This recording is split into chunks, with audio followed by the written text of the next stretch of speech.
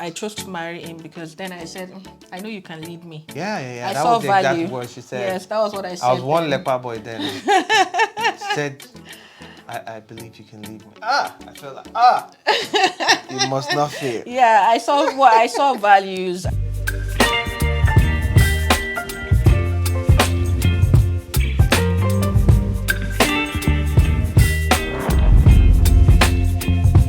Sup, sweet girl? Can I have your number? You have my number. I didn't forget sometimes.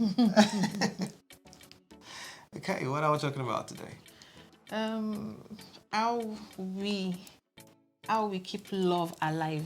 Oh yes, you gotta fan the See, I'm flame. wearing flower clothes now because we're talking about love. Oh yeah. Yeah, it has to be colorful. It has to be colorful. You know, yeah. you have to give flowers and roses and all that. Yeah, and I think trying. I'm doing a good job. You're trying. Don't worry. I won't lie. You're trying. I can't lie, Steph. Okay, so how do we keep love alive? We've been married for about 9 years now. Yes. Wow. Yeah. I mean, for me, Time they fly. Yeah, time flies. Wow. It was something someone told me, and it was before we got married, about 10 years ago now, and said never. And this was an elderly man, and he said never forget the reason you've decided to marry this woman. And wow, it's 10 years now that I heard those words, but they still resound in my ears. And for me, there are a whole lot of reasons why I choose to marry you. And so one of the ways for me to keep love alive is to always honor you. You know, and I do that. I tell them how I do it now. Tell them, am I the one? You are the one. So defend yourself. Argue your case. Yeah, listening. So one of the ways I like to honor my wife is to make sure that I'm listening to her. Like He does, Sha. He tries. my wife, she's gentle. I won't say she's not a talking type, but she's also the talking type when you are paddy, you know. So time together is something that is very important to her, and so I talk a lot at that point, and then sometimes it's like I'm talking too much. Like, yes. yeah. You know, but for me, it's, and honor is in different ways. I mean, it is me making sure that I prioritize her in everything, in my decision. I'm constantly like, how would May feel about this? At some point, I also got to a point whereby I told myself, I don't ever want to do something that I won't be able to do in the presence of my wife. I don't ever want to say something behind my wife, but I can't say in the front. You know, and those. I mean, I didn't just get there. Those were things that kept on me. But it's just that I choose to constantly honor her in everything I do. And again, the second thing that I'll say to that is I choose not to be familiar with her. And it's something difficult to do. I mean, Together 2-4-7. how do you live together with someone and choose not to get familiar with the person? Because immediately you get familiar with someone, you start taking certain things for granted. You start diminishing their words. You stop prioritizing them. So I try constantly not to get familiar with her. I would say with the first one you said, interestingly, I take honor seriously as well. I think that's a very mutual thing. Yeah. Because I don't joke with honoring my husband.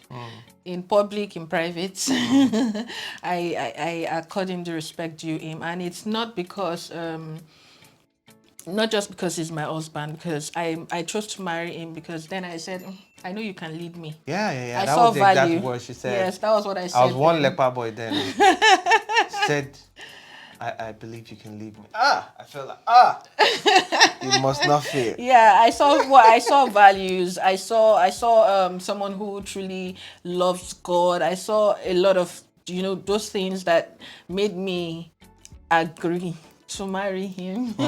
So those things are still, it is who he is, and I honor those things in him. So I never stop honoring that, not just for the fact that he's those things, but there are measures that I also put in place to make sure that like I'm honoring him as the husband, as the head of the home, and as the person I chose to marry. So there are things he likes to that I intentionally go out of my way to do sometimes, just to. So it's mutual in that regard, and I can say that brings a lot of value into the relationship. And also, if even if the second one you talked about was familiarity. So I can say that if familiarity was to set in based on how we're seeing each other every day, the fact that there is something beyond just us, there is mutual vision, there's connection in that place of our purpose that we still look forward to, things that have not yet fully been uncovered. It gives a sense of you can't be too familiar because there is more than what we've already seen about each other, whether as individuals or together. And the other thing is that I also try to make sure that I don't give room, because familiarity most times can come this way, from here to here more than from here to here. It can come this way too, actually, but most times I try also not to give him reason to be too familiar. She gives me a reason Not to be too familiar. You have to keep love alive. My wife. She used to give it to me hot. So you have to keep love alive. So you have to unveil different angles to yourself every time. Don't let you yourself be a person of value. And keep unveiling different dimensions of your person. Different dimension. Progressively. Another way for me to keep love alive is, and in some ways it is sacrificial, but it is for a purpose, right? I never want to silence my wife. True. So I have a voice. People that are fighting for voice in the workplace, I have a voice in my own. So even if it's something that I probably don't understand, when an issue happens, even sometimes can look confused. That what she's saying. I make sure I do not silence her voice. So I always give her the room to express herself. And interestingly, because there is honor, we value honor so much. We never have issues whereby we have to dishonor each other, even by our words. We don't. There are certain words we don't use as couples. But having that as a base, still, I make sure that she can. I cannot voice all my opinion like that, but I allow me to voice my own. But I allow her. But you are very harsh when you voice your opinion to people. It's good that you're not doing it to me too much. I don't talk a lot, but I'm articulate. Exactly. So I can be very, very articulate. In fact, I've done some. And expressive. I've done a number of all those psychometric and he voices his mind like as JT says. Thank God you don't use it too much at home. Assertive, yeah. So I'm very assertive. I mean, so, but in the home, I make sure I give her room to be everything without me trying to choke in any way. And I think that is also out of honor and respect that I have for her. I not just only love her, I truly respect her. I always say that it feels like, I'm honored to be your friend, let alone to now be your husband, and so one of the ways for me to keep love alive is to give my wife room to be all that she can be. She knows that she can say anything to me, and I will hear her out, even if I don't understand at that moment. So giving her that room to just be herself. And it's not just in speaking. I mean, there's nothing she wants to do. I don't question it. I will give my advice, but there's nothing she wants to do. She knows that she has my support. Maybe because you know that I will not just wake up herself to do rubbish. Exactly, because she's smart. Even before I got married, the first thing, now my wife is Italian. She's sweet. She's beautiful, but but I connect with people here first. We used to converse. Like Yeah, we still do. so I'm very the sapio. What do they call it now? Yeah. I've People even forgotten use the it on word. their profiles as well. Yeah. So I'm a lot connected to intelligence and wisdom than the physical. So it's first here and then the physical. And we keep love alive that way too, because we still make sure we converse and spend time we still together. converse and challenge each other intellectually, and so I'm very like this, and she's very like that too. So we connect in different realms, and we keep pushing each other to do that. So I'm constantly improving myself in my field and what I do. She's constantly doing that. I mean, so we keep love alive also by not dropping the ball. So each one of us keeps growing. Yeah. Nobody's Yeah, you're right. becoming old. Old baggage. Yeah. Anyway, there's one more that, no, there are still quite a number, but I know we also try to, especially me, surprises. Oh, Sparks here and there. yeah. She I likes it. surprise him more than he surprises me. I need to be more romantic. No, you Confession. actually have your strength in the sense that I can say you are consistent. It might not come as a sweet. It might not come as a like, oh, you surprised me with something, like I didn't know about it, and so it came as a surprise. But you will always go out of your way to do some things, and I'll always appreciate it. And you do that consistently. Oh, glory so you don't worry. But when it comes to that spark or surprise, you know, in the marriage, I think I try to keep love alive by She's more romantic surprising than you. me, I think. And I think I am romantic. He has tendency. I have tendency, but I don't know. I'm one-way traffic. Exactly. This is my husband. Like, I'm very like exactly. You need to help him to be more romantic for you. Yeah, if you want it. But I just need to be primed, you know, just give me. If you give me one, I can give you 10, you know, that kind of stuff. Yeah, in every way, try and make sure you spark up your marriage in the bedroom, gifts, everywhere. Oh. Just put a spark everywhere. Bring There's surprises one. in. That's what my wife did. What did I do? 7, 6 years ago. Stop it. I can't say it. Bioli. You know. Calm down. So, but really, the way to keep love alive is remember why. I mean, if you have to write it, if you have to frame it, remember why you want to marry this person. Write all those things out. Know what matters, and keep doing what you were doing when you were dating. Don't stop those things. Don't get familiar. When the more, even you coming together to now start living together, is the more reason to tell yourself as a man and as a woman to remember the things that keep the reason why you chose this person and the things you were doing that before made you agree to say you want to be with each other. Keep doing those things. Choose to honor, choose to prioritize the person, even especially for people that are married and have kids. We have kids, lovely kids, and there are tendencies on both parties, but more to the woman, to want to prioritize the children over the spouse. But you've got to still be intentional. Date nights, you still got to be intentional about that. Things you do that way. We have some things we put in place for ourselves just to make sure that these things there are some things we do, we enjoy doing together, and we make sure we don't stop doing exactly them. These things are pillars, right? So and then ultimately Ecclesiastes 4:12 talks about a cord of 3 cannot be easily broken. A cord of 2 can still be. And the third person in this union is God.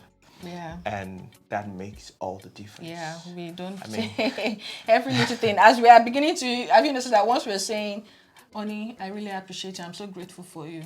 But the first thing we most likely say is, I'm thankful that God made me meet you. Yeah. Or God, I thank you for my husband. I'm telling the person thank you. I'm telling him thank you, but I'm actually telling God thank you. And it's the same thing. It's almost like he's thanking God for me as he's thanking me for me. That's how it is. So it's because our relationship is actually, the God factor is everything. Everything. It's everything for us. And this is going to be another gist. Yeah. For me, it's as if the Holy Spirit is always siding my wife. But we'll talk about that in another. I like that too. Holy Spirit, thank you. I'm telling you, because again, we talked about if we have an argument or something, I make sure I give room for her to be all that you want to be. But me, sometimes I'm like, Michelle, bye. What's happening? And then because sometimes we as guys, because we are very linear in our thinking, in our doing of things, you sometimes don't know what you've done to offend your wife. And for me, and that's the advantage again. I told her 95% of the time when I just pray about it or meditate about it, he knows the Holy Spirit tells me exactly. The issue is. And sometimes that's the thing. I'll be like, what?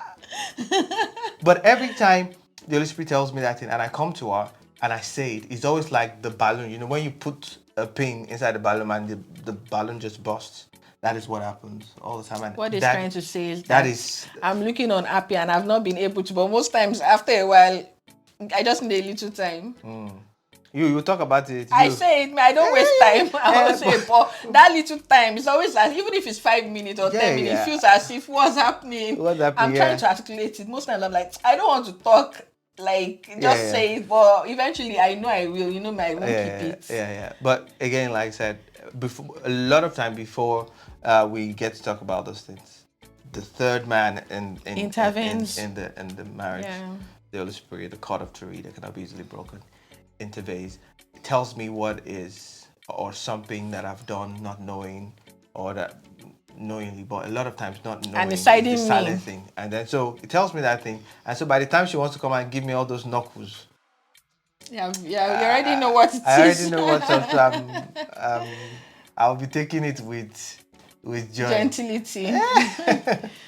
But it's beautiful, and I believe it's possible to keep love alive. And we're not perfect, but we have those things, and ultimately God helps us to keep it fresh. There was something you talked about, but I think it's going to be another topic. When you talked about the fact that children, most times women are inclined to, get distracted and place priority on the kids above the man. It happens a lot too, but I just looked at it from the angle that eventually the kids need to be cared for. Yeah, and most times it's the woman that is carrying that responsibility. So that's why. So we look at the dynamics of that. Especially in our culture. I mean, in the Western world, it's not necessarily like that. Well, it's more balanced, but it's still the woman. More recently, it's getting, the women rights and all that is taking over and all. So we're glad we've been able to share how we keep love alive. Yeah. If we remember new points, we'll make another list and we'll bring it to you. And I don't think what we've said is comprehensive. It's not exhaustive. You can share how you keep love alive. Yes. In your... Yes. That one is our own love. Yeah. So share about your own love. Yeah. And if you're not yet married, take the cool from AQ, from everything we've talked about, and I pray the Holy Spirit will use them to, like a seed, to equip you to be, to have a glorious and a wonderful marriage, because He has blessed us with one. Yes. This is my sweet gift. Okay, then. Thank you, family. Thank you for joining us today. As always, please subscribe. Please subscribe. We know we're happy to have you here, and we're sure you're happy to have us too. So until we come your way again next time, stay blessed and keep love alive. Bye.